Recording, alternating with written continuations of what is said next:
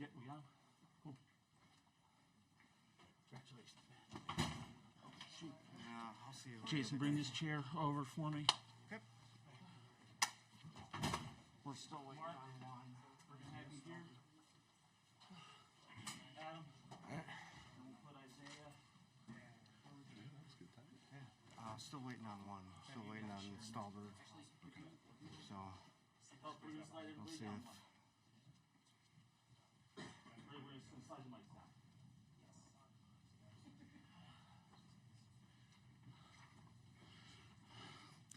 All right, everybody. Just before we talk to these guys, just some notes.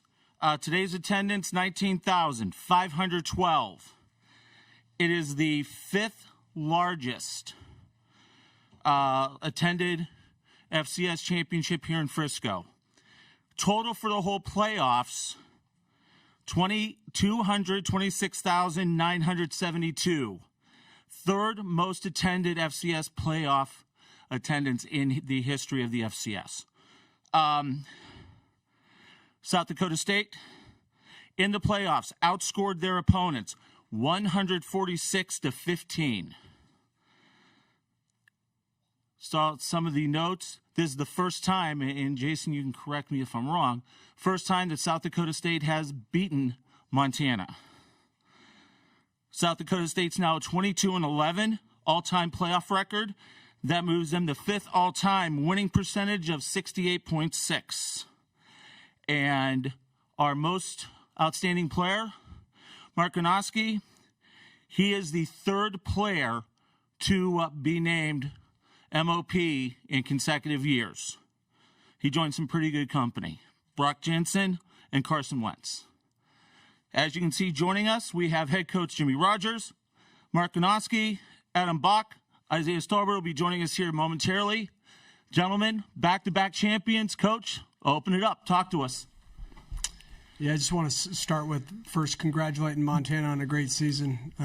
Those guys played tough today, and we were able to come up on the winning side of it. Couldn't be more proud of these guys and the whole team. It takes a full team to get this job done, and especially with as much hype that surrounded this football program. We never paid much attention to it. We stayed consistent. We worked extremely hard week in and week out, and this is a result. 146 points scored to 15.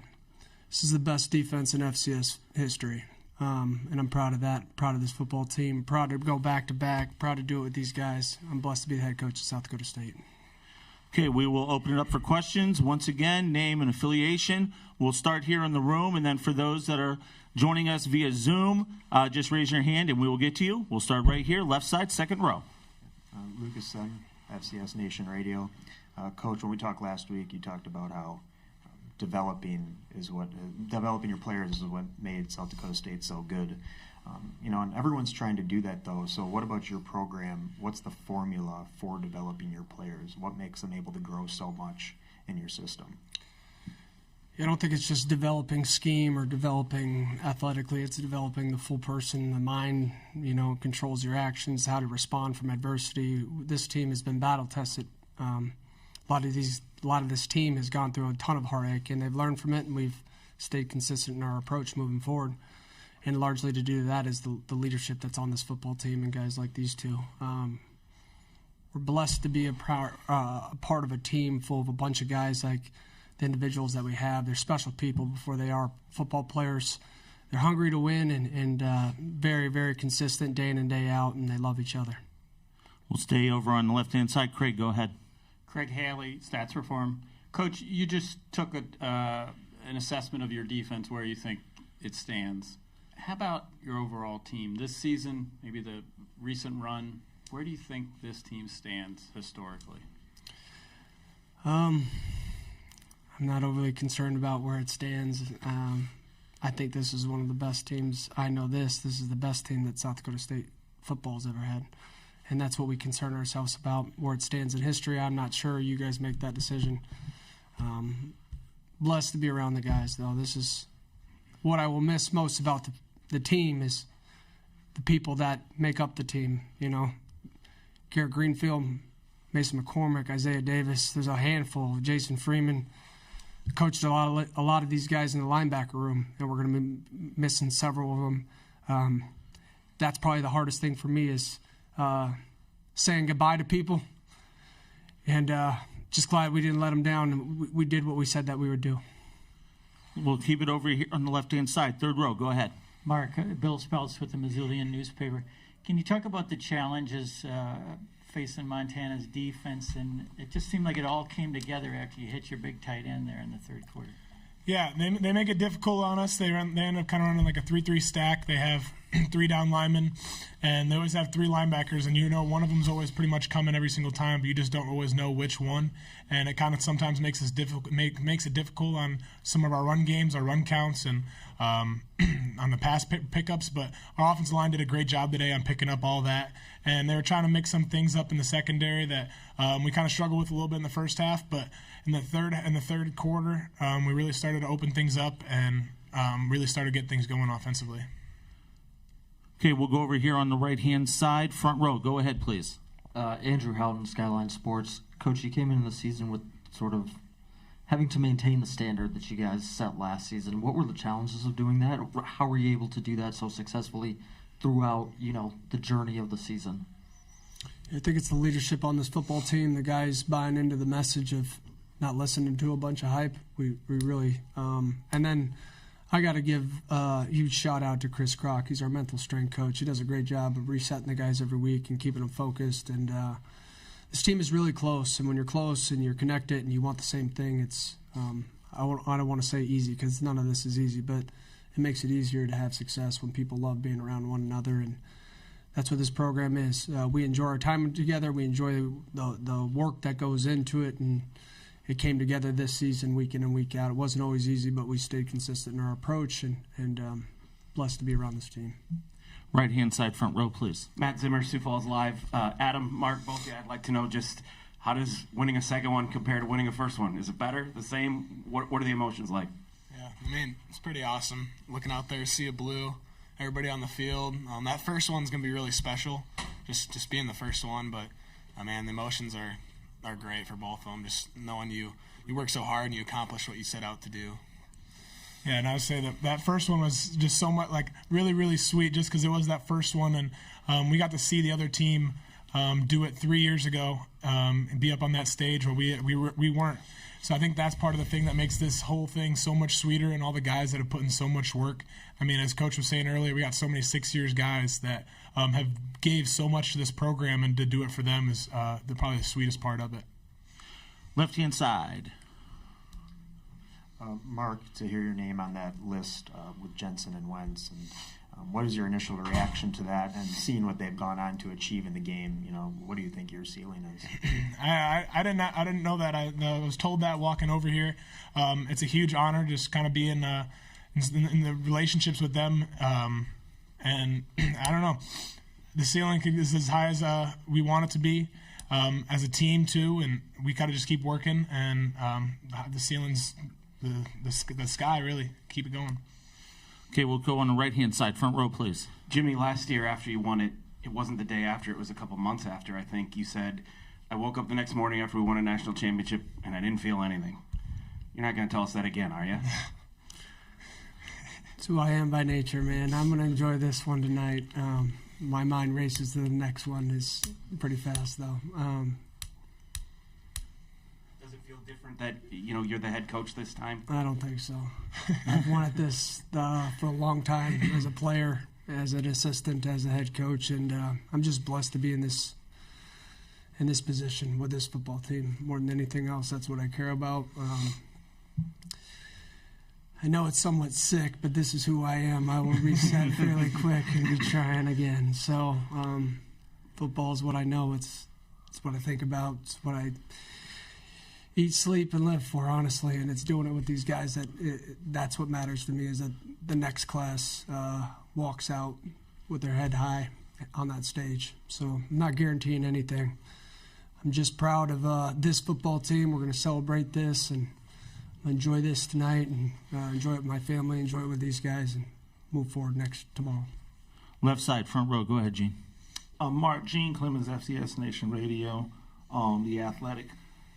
You guys seem to have something working with that slot screen. I mean, the slot fade.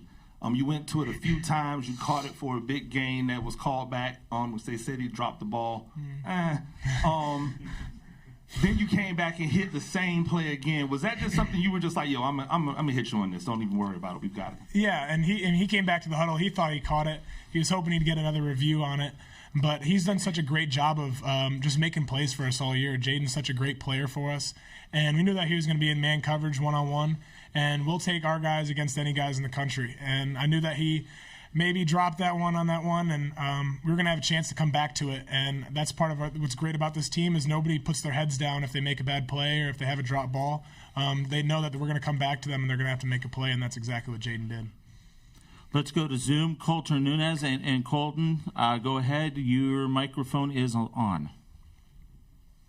Adam, the fourth down stop you had on Montana's first drive, what'd you see there, and how much do you think that set the tone for the rest of the game? Jason did a good job just setting the edge there, and I knew I had the next fit after that, and I've been on too many of the wrong side of those. It was just huge to come up with that in a big-time game. Felt awesome to get a little bit of momentum on our side when maybe things weren't going, the way we wanted to when they were driving down the field. So that was big momentum shift for us, I feel like. Okay, let's go over right-hand side, front row, please. Follow-up to that, Adam, because he asked the first part of my question, but what allowed you to be so effective stopping the run, particularly in the second half? They got you a little bit in the first half, but very effective in the second half. They had some short fields. They got, down close to the goal line a couple times. You were able to stop them. Mm-hmm. What allowed you to do that, and what was the feeling of being able to stop them when they got so close? I feel like we just kind of did what we've been doing all season. Our D-line is a special group, and they make everything clear for us at the linebacker position, and we can just play off of them when they make everything so clean. We just continue to what we've been doing all playoffs. Like that stat said, we only gave up 15 points a playoff. We really came into our own, and it's the closest group of guys that I've ever been a part of. Okay, let's go on the left-hand side, third row. Yeah, Jimmy back here, Greg Rockhodge, MTN News. Just wanted to get your thoughts on Hunter Dustman today. Just, he made like a double clutch field goal and I wish it wasn't a double clutch field goal. Right. And then pinned him back inside the 10 a couple times, and then also just your team's ability to keep it away from Junior Bergen today. Yeah, I thought Hunter was great. He did a great job of positioning the ball and keeping him in the corner. That's what we had worked all week, and it came to fruition. He got one on us on the opening kickoff. At the end of the day, it comes down to tackling and doing the basic things extremely well, but I was really proud of Hunter. Unfortunate we didn't get that, the PAT there. But overall, team win, special teams was a part of this, and really blessed to be around this team. And again, the guys, the coaches, the players, it means the world to us. We got time for a few more. Let's go over right-hand side, front row. Matt? Jimmy, were you disappointed at all with the first half, and what kind of adjustments or conversations did you have at halftime to come out better in the second? No, not disappointed.